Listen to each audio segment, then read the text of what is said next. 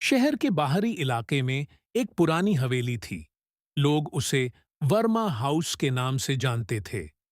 उस हवेली में रहती थीं सावित्री वर्मा, लगभग 55 वर्ष की, शांत स्वभाव की।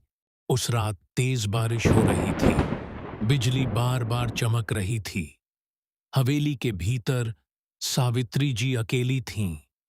करीब आधी रात को हवेली से एक तेज चीख गूंजी, लेकिन तूफान की गर्जना में वह दब गई। अगली सुबह जब दूध वाला आया तो दरवाजा खुला था। उसने आवाज लगाई, कमला, दूध ले लो। ओ मालकिन, दूध ले लो। दरवाजा खुला है, मगर दूध लेने कोई नहीं आ रहा। अंदर जाकर दूध दे आता हूं। वह अंदर गया। ड्राइंग रूम के फर्श पर सावित्री वर्मा की लाश पड़ी थी और फर्श पर बिखरा खून जम चुका था। ओ, ये क्या हुआ? जल्दी से पुलिस को फोन करता हूं। जी, रामगढ़ गांव के वर्मा हाउस में खून हो गया है। आप जल्द आ जाए। कुछ ही समय बाद इंस्पेक्टर अर्जुन एक सिपाही के साथ वहां आ पहुंचे। क्या आपने ही हमें फोन किया था? जी साहब, मैंने ही आपको बुलाया। मैं आज सुबह दूध देने आया। बाहर से आवाज लगाई मगर दूध लेने कोई नहीं आया। घर का दरवाजा खुला था तो मैं दूध देने अंदर आ गया तो देखा कि मालकिन की लाश यहाँ पड़ी है। घर में और कौन कौन रहता है? जी बस मालकिन और उनकी एक नौकरानी कमला रहती है। कमला कहाँ है? जी पता नहीं, जब मैं आया तो वह घर पर नहीं थी। आपने यहाँ किसी को आते जाते देखा? मैं यहाँ नहीं रहता, मैं तो दूर गांव से दूध देने आता हूँ। ठीक है, तुम जा सकते हो। अगर कोई जरूरत पड़ी तो हम तुम्हें बुलाएंगे। दूध वाला चला गया। तभी कमला घर में दाखिल हुई। कौन हो तुम? जी मैं कमला काम करती हूँ यहाँ। मालकिन को ये क्या हो गया? ये तो हमसे बेहतर तुम बता सकती हो कि उनके साथ क्या हुआ। कहाँ थी तुम रात भर? जी मेरी माँ बीमार थी और मैं कल शाम को मालकिन से छुट्टी लेकर अपने गांव गई थी अपनी माँ से मिलने। तुम्हारी माँ सचमुच बीमार है या बहाना बना रही हो? कहीं तुमने ही इनका खून तो नहीं किया? नहीं नहीं इंस्पेक्टर साहब, मैं ऐसा कैसे कर सकती हूँ। वो तो मुझे बहुत प्यार करती थी, अपनी बेटी मानती थी मुझे वह। क्या तुम्हें पता है कि कल घर पर कोई आने वाला था इनसे मिलने?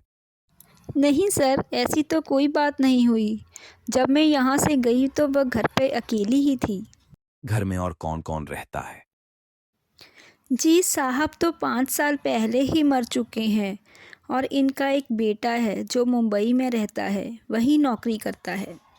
उनके बेटे का फोन नंबर दे दो। ठीक है, तुम जा सकती हो। अगर कुछ और पूछना होगा तो तुम्हें पुलिस थाने बुलाएंगे।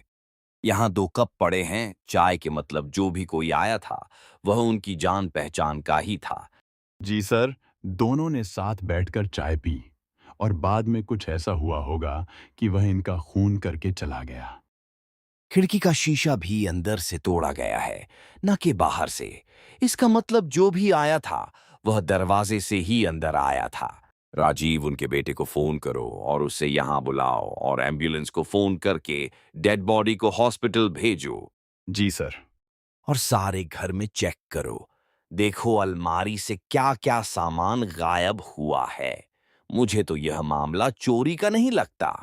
कमला के बारे में भी पता करो। क्या वह सचमुच कल रात अपनी मां के साथ थी? इंस्पेक्टर अर्जुन घर में छानबीन करके कत्ल के सबूत ढूंढने लगे। उन्हें अलमारी के पीछे से सावित्री वर्मा की एक डायरी मिली। सर, मैं रोहित मुंबई से अभी आया हूं। आपने मुझे कॉल किया था। किसने मारा मेरी मां को? मैंने आपको कॉल किया था। बैठिए। आपकी मां के साथ आखिरी बात कब हुई और उन्होंने आपको कुछ बताया कि उनसे कोई मिलने आ रहा है? नहीं नहीं सर, मेरी मां से 2 दिन पहले बात हुई थी, मगर इस तरह की कोई बात नहीं हुई कि कोई उनसे मिलने आ रहा है। तुम्हें किसी पर शक है? नहीं सर, हमारा तो कोई दुश्मन भी नहीं है। मुझे किसी पर कोई शक नहीं है। तुम्हारे पिता की मौत कैसे हुई थी? जी, 5 साल पहले उनका एक्सीडेंट हुआ था, मगर मां को लगता था कि वह एक्सीडेंट नेचुरल नहीं, किसी ने करवाया था। मगर उन्हें ऐसा क्यों लगता था? उन्हें किसी पर शक था। जी, पापा का एक बिजनेस पार्टनर था राघव। मम्मी को उस पर शक है कि उसने यह एक्सीडेंट जानबूझकर करवाया था। हमें तुम्हारी माँ की डायरी मिली है। उसमें लिखा है कि वह वापस आ गया है। कहीं वह राघव ही तो नहीं। राघव का फोन नंबर दो। मेरे पास उनका कोई नंबर नहीं है। कई सालों से हमें नहीं पता वह कहाँ है। पिताजी के एक्सीडेंट के बाद वह शहर छोड़कर चले गए थे। कुछ ही दिनों में इंस्पेक्टर अर्जुन ने राघव को ढूंढ निकाला। वह किसी और शहर में रह रहा था और अपना नया बिजनेस कर रहा था। राघव, सच सच बताओ, तुमने सावित्री जी का खून क्यों किया? सर, मैंने किसी का खून नहीं किया। मैं तो 5 साल से उनसे मिला तक नहीं। मगर हमने तुम्हारा फोन नंबर ट्रेस किया है। तुम उस रात वहीं थे। जी, मैं उनसे बात करने गया था। उन्हें यह शक था कि उनके पति का खून मैंने करवाया है। शक या सच्चाई? हमने जांच की तो पता चला कि तुम कर्ज में डूबे थे। वह कर्ज उतारने के लिए तुमने उनका खून करवाया और सारा बिजनेस खुद हड़प लिया। अब तुम सच बताओगे?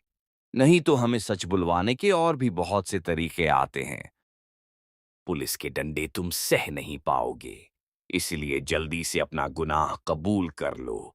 नहीं तो तुम्हारा क्या हाल होगा, वह तुम जानते ही नहीं। जी सर, मैंने ही उनका कत्ल करवाया था। मैंने उनकी गाड़ी के ब्रेक फेल करवा दिए थे, जिससे वह एक्सीडेंट हुआ।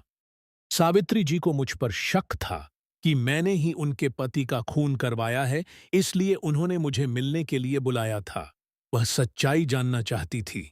बातों ही बातों में बहस हो गई और मैंने एक वास उठाकर उनके सर पर दे मारा। मैं उस वक्त बहुत गुस्से में था। उसके बाद मैं घबरा गया और भाग गया। राघव को उम्र कैद हुई। हवेली अब वीरान है।